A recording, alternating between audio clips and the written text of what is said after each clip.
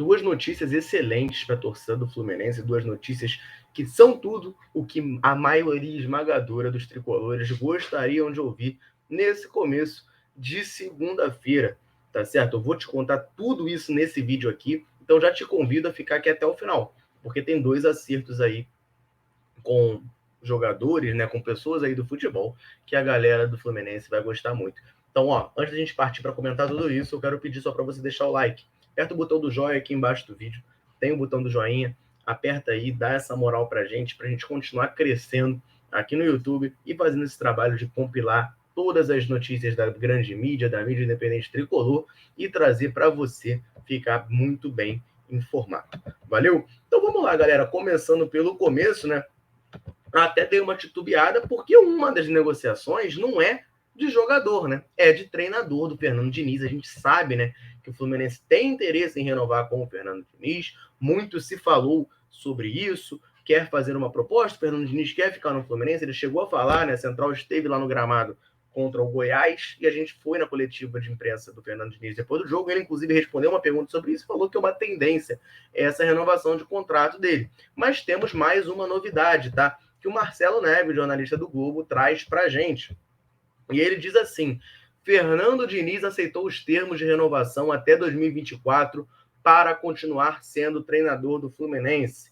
A assinatura só não ocorreu ainda porque o comandante quer esperar a eleição presidencial, mas todos os detalhes já estão alinhados. Então, assim, temos essa novidade, né? A gente sabia que o Fluminense queria renovar até 2024, dar ali 2 anos de contrato para o Fernando Diniz. Saiu algumas informações falando que são 2 anos de contrato com a opção de renovação por mais um, mas as coisas ainda não estavam certas. Agora o jornalista Marcelo Neves traz para a gente, cravo, ó, tá tudo definido, tá tudo apalavrado.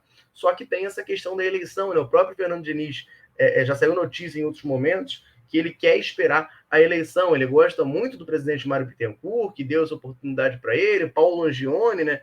Trabalha ali no Fluminense. O Diniz já rasgou elogios ao lado humano do trabalho do Fluminense. Nesse ponto, ele tem um discurso muito parecido, né? De valorizar ali o ser humano, né? Por trás do jogador, vamos colocar dessa maneira, e ele quer esperar a eleição, né? Isso significa que se outro candidato for eleito, ele não vai renovar? Para mim, não está mais ou menos assim, mas que com outro candidato ele vai ter que sentar ali, conversar e entender, né, se ele vai ter respaldo ou não, porque eu acho que com o Mário Bittencourt e Paulo Angione, ele já sabe como é que funciona.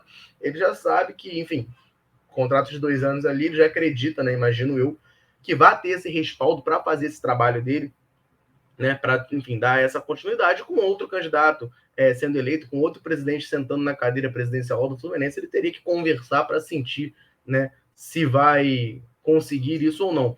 Trouxemos ontem à noite aqui no canal o Rafael Rolim, candidato a presidente do Fluminense, e ele citou, né, o Fernando Diniz e falou que gostaria, sim, tá, em caso de ser eleito, de manter o Fernando Diniz, de renovar esse contrato dele. Então, caso o Fernando Diniz top, né, essa eleição do Marcelo, do Marcelo, não, desculpa, do Rafael Rolim, não impediria o Fernando Diniz de trabalhar no Fluminense em 2023. Então, assim, fica aí nas mãos do treinador, vai aguardar as eleições, tá? As eleições ocorrem no sábado, dia 26. O Fluminense vai ter essas eleições lá em Laranjeiras.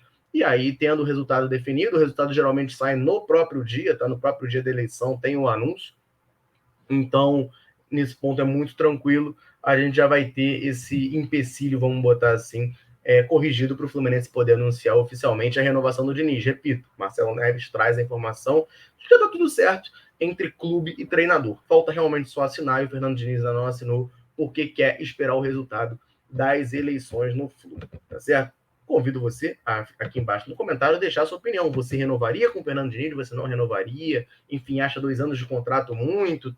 Deixa a sua opinião toda aí, está mais do que convidado para a gente trocar essa ideia, valeu, sobre o Fluminense e sobre o Fernando Diniz, né, o trabalho dele esse ano. A gente fez uma enquete aqui na comunidade do YouTube, aquela aba de postagens ali, e a maioria esmagadora da galera que acompanha a Central classificou a temporada como excelente. Então, é isso, né? E isso passa muito pelo Fernando Diniz, pelo trabalho do treinador. Comenta aí, claro, tem gente que diverge, tem gente que discorda, pode falar se não renovaria, se renovaria, por quanto tempo. A gente sempre quer esse canal aberto para trocar essa ideia com vocês, tá certo? E a segunda notícia também fala sobre renovação tá? E renovação de um dos destaques, se não, ao meu ver, tá, o principal destaque do Fluminense no ano, para mim, foi o melhor jogador do Fluminense da temporada. Falo do John Arias, porque o próprio Marcelo Neves também traz informação de que o Fluminense enviou proposta de reajuste salarial a John Arias e se movimenta para se blindar no mercado, tá? O clube vai abrir negociação com o Patriotas, que é o clube da Colômbia que detém os outros 50% do John Arias, para adquirir esses direitos restantes. Ele completa aqui dizendo que nesse momento não existe proposta para o John Arias e o Mário garantiu ao Fernando Diniz que ele vai ficar no elenco. Não tem preço fixado no contrato do Fluminense com o Patriotas. Então a gente vai ter que negociar com o clube colombiano para comprar o restante dos direitos. Importante a gente deixar bem claro aqui, tá? O John Arias é jogador do Fluminense, ele tem um contrato, se não me engano, até o final de 2025. O Fluminense comprou 50% dele. Então, uma situação diferente, por exemplo, da do Natan, da que era do Nonato, por exemplo.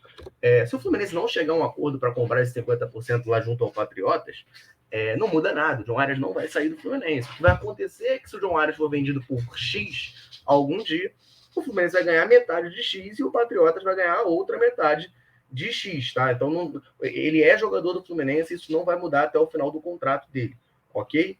Isso é importante da gente frisar aqui. Não existe, repito, né, ali o que o Marcelo Neves traz pra gente, não existe valor fixado. Citei aqui Nonato e Natan como exemplos, né? Tinham valores fixados. O Nonato a gente sabia o valor que o Fluminense tinha que pagar, o Natan também. Agora, com o Patriotas, a gente vai ter que ver quanto que o Fluminense vai receber de pedida do Patriotas. O Patriotas pode pedir qualquer valor, a tendência é que peça um valor por esses 50% maior do que o Fluminense pagou pelos outros 50%. Né? O Fluminense pagou ali $500 mil, cerca de 3 milhões de reais. Acho muito improvável, depois do John Arias ter sido um dos destaques da temporada, ser hoje titular da seleção colombiana, se destacou no amistoso contra o Paraguai, eu acho muito improvável que o Patriotas venda ele por 3 milhões de reais para o Fluminense, esses outros 50%. Então, assim, é algo que vai ser negociado. Poderia o Fluminense ter aberto essa negociação em outro momento? Acho que sim. Tá? Não vou ser hipócrita aqui de dizer, no começo de 2022, se o Fluminense tentasse abrir negociação para comprar os outros 50%, eu iria estranhar muito. É porque naquele momento ali eu nem achava que o John Arias seria aproveitado. Eu faço esse meia-culpa aqui, um erro que eu cometi. Falei, cara, eu já nem quase não contava mais com o John Arias, e aí ele não foi nem relacionado para o primeiro jogo da temporada, no segundo entrou, no segundo tempo já meteu o gol, né? Fez o primeiro gol do Fluminense da temporada, e depois foi ganhando seu espaço aí e se valorizando.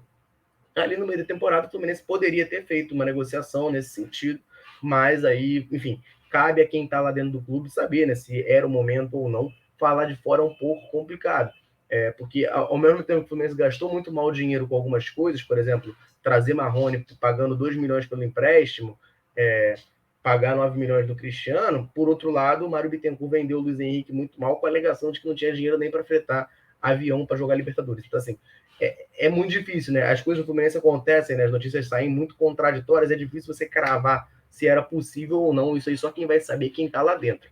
Agora, ao meu ver, claro, quanto antes o Fluminense comprasse 100% do João Arias, melhor, porque agora a gente com certeza vai pagar mais do que aqueles 3 milhões de dólares, perdão, 3 milhões de reais, 500 mil dólares que a gente pagou lá atrás por 50% do John Arias.